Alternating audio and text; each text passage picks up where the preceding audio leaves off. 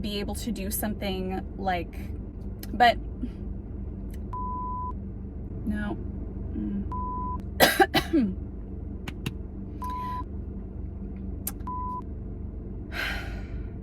This is gonna be okay. Too much caffeine.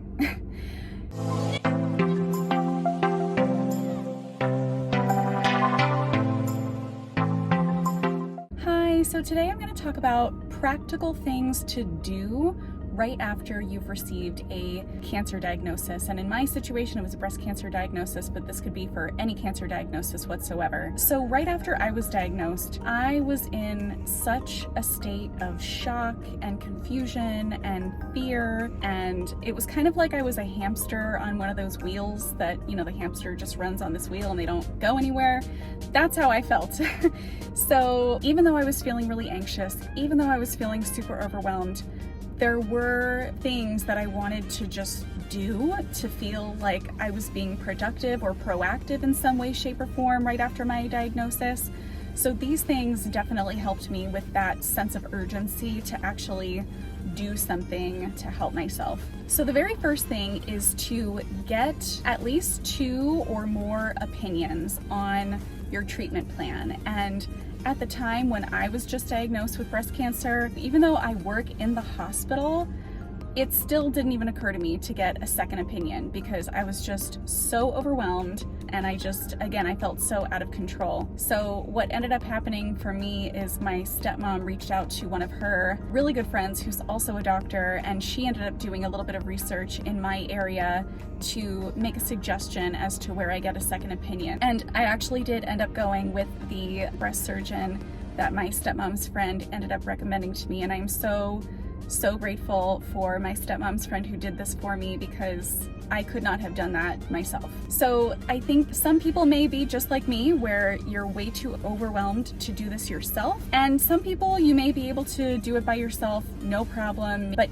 if you are too overwhelmed to do this yourself, ask for help. Ask someone who you trust to help you do a little bit of research so that you can get a second or even a third or maybe more opinions on what your treatment plan should be. That's the first thing I recommend doing. So the rest of these pieces of advice are things that you can definitely do yourself. My second suggestion is to get a folder or a binder where you'll be able to keep all of your paperwork in one place, because you are going to get a lot of paperwork and it's really easy to kind of lose them or misplace them. So this is going to be one place where you keep all of the paperwork that you ever receive regarding your cancer treatment. My next suggestion is to get a notebook where you can write down all of the notes that you need to take during your appointment with your surgeon or your oncologist.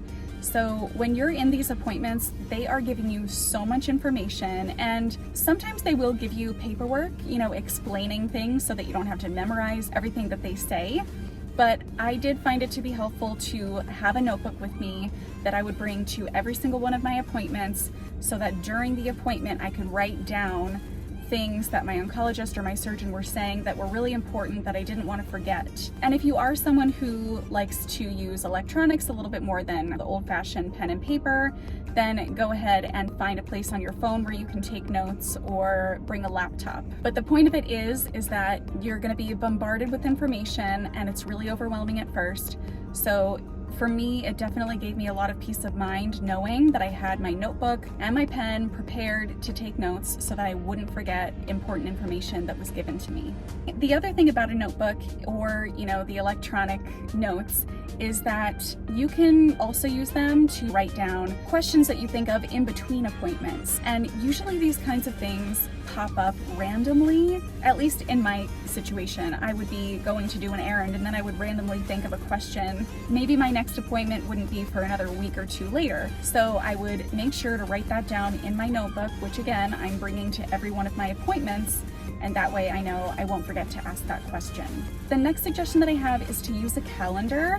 to put down when all of your appointments are going to happen. So at first in this whole process, there are so many appointments and it would be impossible to keep them all in your head. So for this, I did use my Google Calendar, and the reason why I really like the Google Calendar is because my husband and I share it, so he would be able to know when my appointments were scheduled for and not have to ask me every single time.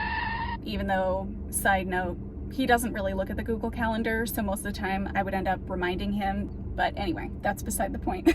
My next suggestion would be to keep track of all of your appointments that you've had for insurance purposes. And what I mean by this is writing down the date of the appointment, where the appointment was, who the doctor was that you saw, and what the service was you received, and whether you paid your copay for that appointment. And the reason why I say this is because insurance can be a pain in the you-know-what. Well, I guess it's not inevitable, but sometimes insurance will contact you saying that a certain service wasn't covered, even though it should be. And if you want to be able to really advocate for yourself, you need to know what you're talking about and what service it was that you received and why you needed it. And the last suggestion that I have, and I did refer to this in a previous video of mine, is to find a breast cancer app, or maybe if you have a different kind of cancer, an app that applies to your kind of cancer, to sort of connect with people who have also just been diagnosed. And I'm just going to emphasize that you stick to the newly diagnosed sections, but it can be really helpful to make a connection with someone who's in pretty much the same boat as you, and making that connection, or even just reading about other people's stories, can really be helpful. So that's it for this video. In my next video, I'm going to talk about how I came to the decision to get a double mastectomy, and it was one of the hardest decisions I've ever made in my entire life, which is why I thought it might be helpful for someone else if you are a candidate for a single mastectomy but you're thinking about a double. My goal in this next video is not to convince you to do what I did, but to kind of explain how I got to my decision and how I ended up feeling pretty confident about making that decision. So anyway, I'll talk to you in the next one. Bye.